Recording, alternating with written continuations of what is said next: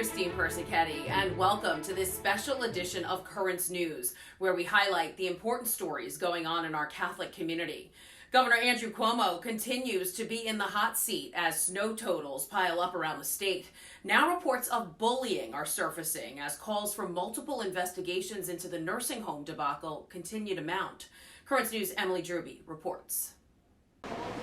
The FBI and U.S. Attorney's Office in Brooklyn are investigating how Governor Andrew Cuomo's administration handled data on the state's COVID nursing home deaths. Now Democratic leaders from the state Senate are moving to strip Cuomo of his pandemic emergency powers, many angered by the state withholding death toll numbers.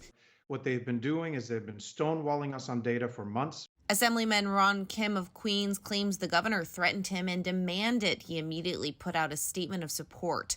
This coming after a leaked conference call where a top Cuomo aide admitted to withholding that data out of fear it would be used against them by federal prosecutors in the Trump administration. For months, Kim has condemned Cuomo's handling of the nursing home situation. He asked me to lie to cover up for his staff. He's been biting his tongue, but he will go out tomorrow and destroy my political career. An advisor to the governor claims Kim is lying about the conversation, but on Thursday, New York City Mayor Bill de Blasio backed Kim. I believe Ron Kim. First of all, you can just see by what he's saying, it's from the heart, and it was a very painful experience for him. Well, earlier this week, Cuomo took responsibility for not providing that information sooner. The void we created allowed disinformation. Still, pressure is mounting against Cuomo. Senator Ted Cruz, along with other Republican lawmakers, now urging the Senate Judiciary Committee to open an investigation. Emily Druby, Currents News. On top of concerns for New York's most vulnerable, officials are also worried the latest snowfalls could prolong the pandemic. Here in New York City alone, up to 35,000 vaccine appointments were delayed because shipments of the shots were stuck in distribution hubs. 2 new vaccine sites were also slow to open. As of Friday morning, the city only has 18,000 first doses left and is still waiting for a new shipment. As the Big Apple digs out from this latest snowstorm, some of those hardest hit are in the state of Texas. Many in the Lone Star State have been without power for almost a week, leaving hundreds of thousands of people on a hunt for food, water, and a warm place to stay. Darryl Forges has the latest. It's hard. The shelters are at capacity. There's no hotels anywhere. People in Texas fighting to survive. It's horrible. It's just like it's very survival mode. Hundreds of thousands without power. It's 40-something degrees in our homes. In frigid temperatures. We had no firewood left, and we started using things in the house to keep the fire going. And seeing my 2 sleeping babies under a bunch of blankets in front of the fireplace that was slowly going out was heartbreaking. Many sleeping in warming centers, furniture stores, or cars just to fight the freeze. It's uncomfortable, as you can imagine. In addition to the power crisis, there's now a water crisis, the brutal cold bursting pipes. So we're scrambling, trying to figure out, how do we turn this water off. Others, I'll take it. Thank you so much. without any water. It's unfortunate, a lot of people without water, so we're doing what we can. Gas. 50 miles I had to drive to get these 2 gallons so I can run a generator overnight. Or food. It's very stressful to be in a cold house, and if you're in a cold house, you're definitely not eating any warm food. Then when you go out, you can't find food. Unrelenting winter storms are sweeping east across the United States, including Texas, bringing more risk of misery and death. I'm nervous. In Houston, I'm Darryl Forges. If you would like to help those devastated by the winter weather in Texas, head online to CatholicCharities.org and hit donate. With your gift, the Archdiocese of Galveston, Houston can provide food, clothing, and shelter to families in need. President Joe Biden is making his first appearance on the global stage, taking part in a virtual G7 meeting with allies. The administration says it will reverse many Trump-era policies and start talks to re-enter the Iran nuclear deal. They also have pledged $4 billion in international aid to help developing nations purchase and distribute the coronavirus vaccine. And on the domestic front, Democrats are set to announce a sweeping immigration bill that offers an 8-year path to citizenship for most of the 11 million undocumented immigrants living in the U.S. Exemptions are offered for farm workers, migrants here for humanitarian reasons, and who were brought here as children. President Biden hinted he's fine with splitting the bill up into pieces to get it passed. Had a refugee bill by itself? I'm not suggesting that, but there's things that I would deal by itself, but not at the expense of saying I'm never going to do the other. There is a reasonable path to citizenship. The president faces a tough uphill battle from Republicans in Congress to get everything passed. The U.S. bishops have completed their talks about President Biden. The working group, formed last November, was meant to discuss the second Catholic president's pro-abortion stance. Now they say their work is done, and a document could be in the works to answer the question of whether Biden will be denied communion. The president has been regularly attending Mass since his inauguration. In a statement to Currents News, a spokesperson for the USCCB said they cannot comment on the status of the working group at this time. In Iraq, the local government is trying to curb the spread of COVID by shutting down houses of worship. This happening less than 3 weeks before Pope Francis visits there. The pontiff is set to visit the country from March 5th through the 8th. The closures, including a curfew, are in place until March 8th, the last day of the pontiff's trip. No word yet if this will change the Holy Father's plans. You can get the latest on the Pope's trip to Iraq right here on Currents News. We'll have all-inclusive coverage of the Holy Father's first apostolic journey since the pandemic, beginning on Friday, March 5th. Those who work for the Holy Father are being sent a strong message: get the vaccine or get out. The Holy See now mandating that if you don't have a justifiable reason to not get your COVID shot, your job could be on the line. Sean Patrick Lovett reports. Vatican employees who refuse to be vaccinated against COVID-19 without justifiable reasons could lose their jobs. That's part of the content of new regulations approved by the President of Vatican City-State, Cardinal Giuseppe Bertello. The Holy See is taking a strong stance with regard to its vaccination program. Pope Francis himself once described the decision not to be vaccinated as suicidal denialism. The Pope considers it an ethical question, putting one's own health and that of others at stake. This position is reflected in legislation published by the Vatican's governing body on February 8th regarding regulations aimed at managing the pandemic in the small territory of Vatican State. All employees must be vaccinated. Those who cannot must justify why not. The legislation also specifies monetary sanctions for overcrowding, from $30 to $200. Fines for not wearing a mask or wearing it incorrectly range from $30 to $60. Failure to comply with quarantine regulations is an offence, punishable with a fine from $250 to $1,800. The Vatican's vaccination campaign against COVID-19 kicked off in mid-January. When it's over, some 3,000 people, including employees and citizens of Vatican City-State, will have received 2 doses of the vaccine. Meanwhile, its 2 most famous citizens, Francis and Benedict XVI, have already received both jabs with no apparent side effects. And again, that was Sean Patrick Lovett reporting. Still to come on Currents News, vaccine concerns continue to grow, especially in communities of color. Coming up, we'll tell you about the dark history contributing to the numbers of unvaccinated people. And one community coming together to show their support for a woman who lost her father to COVID-19. All that and much more after the break. There are now some big changes to the tablet website. You can get personalized access to the Catholic news you value. Sign up for free at thetablet.org.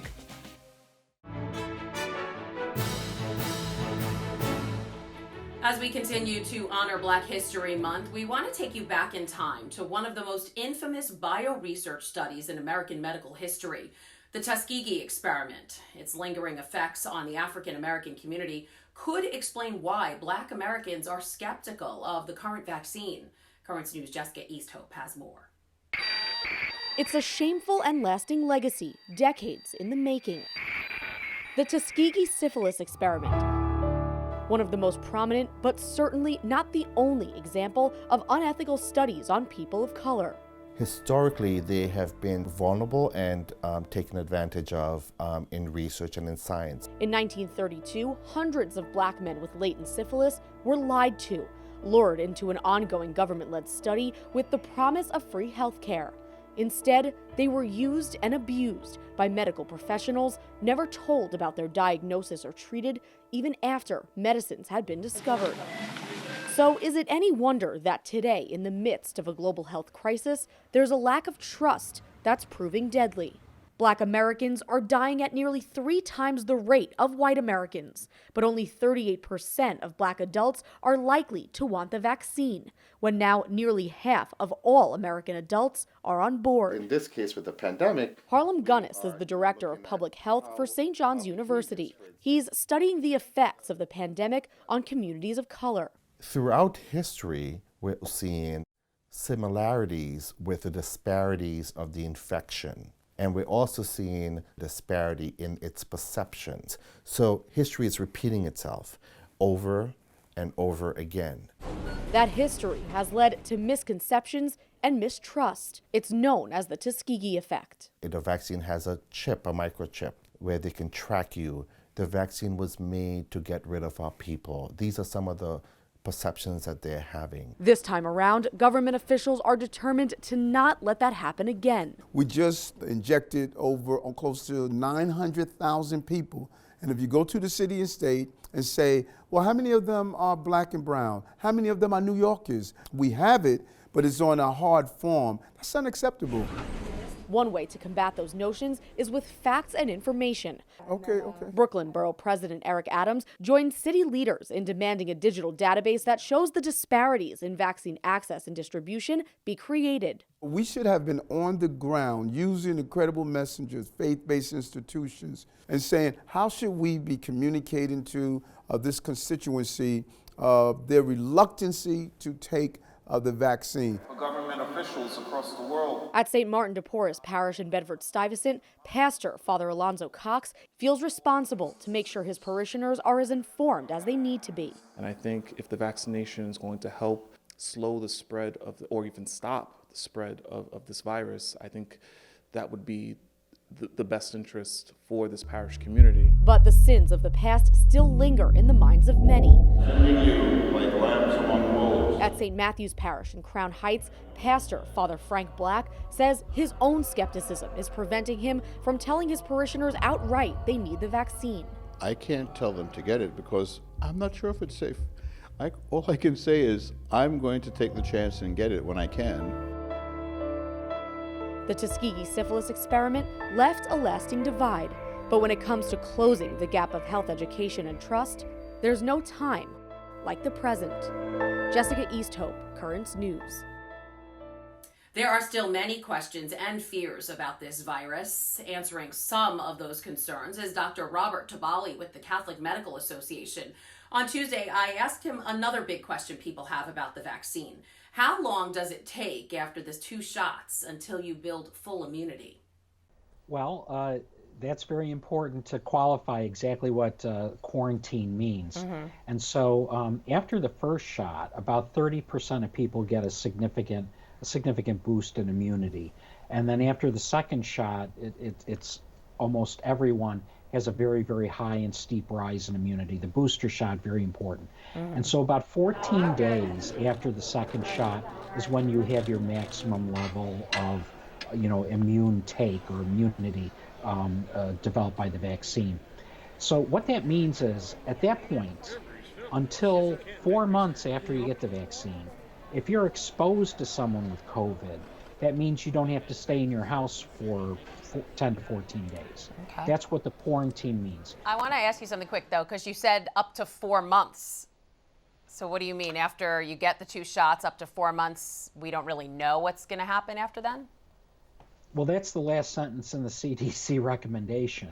So from 2 weeks after the vaccination for 4 months, because we know that immunity lasts for at least 4 months from these messenger RNA vaccines, but we don't know how much longer immunity will last. That information will be available in the months to come, but it's a window 2 weeks to 4 months after the vaccine. All right, some concerning news for parents from the CDC. It reports there are more than 2,000 cases of COVID-linked syndrome among children. It seems the number of cases are growing and they're more severe. What are your thoughts on that? Well, this COVID-linked syndrome is actually the multi-system inflammatory syndrome that we were talking about earlier. Initially was most common among Hispanic and black children. And it's very similar to something called Kawasaki's disease, almost indistinguishable in certain situations, but it can inflame the heart, inflame the blood vessels, cause organ issues, organ failure, respiratory failure. It's very serious. It's likely an immune response to the infection.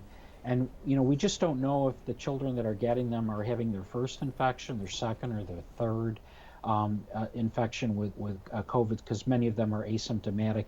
If this is a building immune issue, or if it's a strain-specific issue. But it is very concerning to parents all over the country, without question. All right now the vaccines are only for people over the age of 16. Why is that? And will children eventually have to get the shot as well? Well, they're trying to recruit children into studies right now. The initial studies did not include children, and that was because children seem to not have serious illness with a disease. And so they wanted to study as many people that would benefit mostly from the vaccine. So they're trying to recruit children into the vaccine studies now, and the vaccine manufacturers are having a great difficulty in getting children enrolled in the studies. One Long Island family knows firsthand the suffering the coronavirus can cause. They left Christmas decorations up to help lessen a devastating loss. Then a Grinch told them to take it down. Now their tight-knit community is rallying behind them in solidarity. Currents News' Jessica Easthope has the story. The elf over there was my dad's favorite. Christmas came and went, but the lights and decorations are still up at Sarah Pascucci's house. That's because her father, Anthony, put them up, but never got the chance to take them down before he passed away of COVID-19 on January 15th. My dad loved Christmas. That was his favorite holiday. Every year, day after Thanksgiving, he would get all his Christmas decorations out and put them up and have his Christmas music playing. Sarah, her brother Anthony Jr., and her aunt, who all live on Berkshire Road in Bethpage, Long Island, found comfort in keeping them up for a little while, if it meant keeping her dad's memory alive. But a few days ago, Sarah got an anonymous letter in the mail with a message that shocked her. So they mailed this anonymously. There's no return address or anything. It's just addressed to resident, no name or anything. She couldn't help but take it personally, knowing what her family has been through and knowing how much the decorations meant to her dad. It hurt and we were upset, and, it was just something so silly that we just didn't need during this time. But after posting about it on social media, Sarah found out some of her neighbors got letters too for keeping their lights up too long. We were like, this is crazy. Like, we can't believe it. Everything that's going on in the world, that this is what somebody's worried about. Bree Fazio got her letter after her decorations were already stowed away. So what did she do? She headed to the garage and got them right back out. So we put the decorations back up, and in honor of that family and for what Sarah and Anthony had gone through. Now several houses on Sarah's block are decking the halls all over again. And with the recent weather, they say their white Christmas redo is just what they needed. I just thought that was a nice way to let everyone know that we're all kind of in this together. The block even went as far as to give the anonymous sender some Christmas cheer on, you guessed it, Valentine's Day. As for when the Pascucci's will take the merry decor down, who knows? Me and my brother are debating. He wants to keep them up all year. Whether the decorations come down or not, Anthony's picture will be in the window. In Bethpage, Jessica Easthope, Currents News. A milestone birthday for a war veteran and a longtime Brooklyn Catholic coming up. How this community gathered together to celebrate his special day. And a Catholic high school student is using her quarantine hobby to raise money for a cause very close to her heart. Stay with us. Your news continues after this. Do you have a story idea or want to share a tip? Email us at newstips@desalesmedia.org or call our 24-hour number, 718-517-3122. We'll be right back.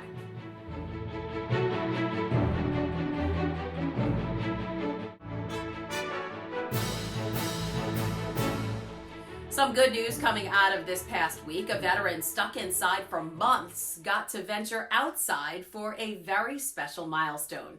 Joseph Sampietro celebrated his 100th birthday with a drive-by bash on Wednesday. The centenarian is a World War II veteran, retired New York City detective, and longtime Catholic.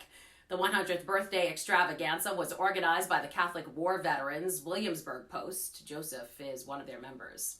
Happy birthday, Joseph. And finally, COVID-19 continues to affect every aspect of our lives, but that hasn't stopped one Catholic high school student who has gotten a lot of attention for her quarantine hobby. Now she's using that attention to raise money for a cause close to her heart. Currents News' Emily Druby has her inspiring story. Gabby DeSalvo calls it cooking on wheels. Like many, the Xaverian high school student picked up the new hobby during quarantine, launching an Instagram account. Now she's stirring up success and adding a hefty dash of donations. Hi everyone, it's Gabby. Gabby was diagnosed with myofibrillar myopathy, an incredibly rare disease in children. Doctors told her at the time she was just one of 3 kids with it. The muscles in my entire body, so every single muscle, my hands, my legs, my arms, everything, it's extremely weak. At birth, Gabby was told she would never walk, but she found a way. Because my muscles are so weak, I would take a step and shift my weight like that, like about 16 times more drastically. So it caused almost like a swaying motion. But the sway movement caused scoliosis, which led to surgery. Because it took away that ability to sway, I was no longer able to walk, which has made me wheelchair bound. The muscle weakening that comes with her condition made it hard to cook. But like with all her other challenges, she found a way. So this is how I mince my garlic, because I can't use a typical mincer. Creating adaptations and utilizing kitchen tools. I have learned how to basically turn it into something that I can do completely on my own, or almost completely on my own. You know, might not be perfect, might not be what you see on TV of the professionals, but I have turned it into what I'm capable of doing. The account has taken off. She's teaching virtual cooking classes and was even featured on The Rachel Ray Show. For the past 4 years, Gabby has raised $25,000 for Global Genes, a foundation for the over 400 million people affected by rare diseases. Because of the pandemic, the normal bake sale and ribbon sale fundraisers are impossible this year. Instead, she's holding a virtual bake-along and cook-along. She's already got a $10,000 donation from Rachel Ray. Cooking for a cause and inspiring others while she does it. In Staten Island, Emily Druby, Currents News. Gabby will be holding her bake-along on February 27th and her cook-along on the 28th, which is Rare Disease Day. Anyone interested in joining her can check out her Instagram account. Just search for cooking.on.wheels on the app. And that is Currents News. I'm Christine Persichetti. Thank you for joining us, because we are putting your faith in the news. Hope to see you again next time.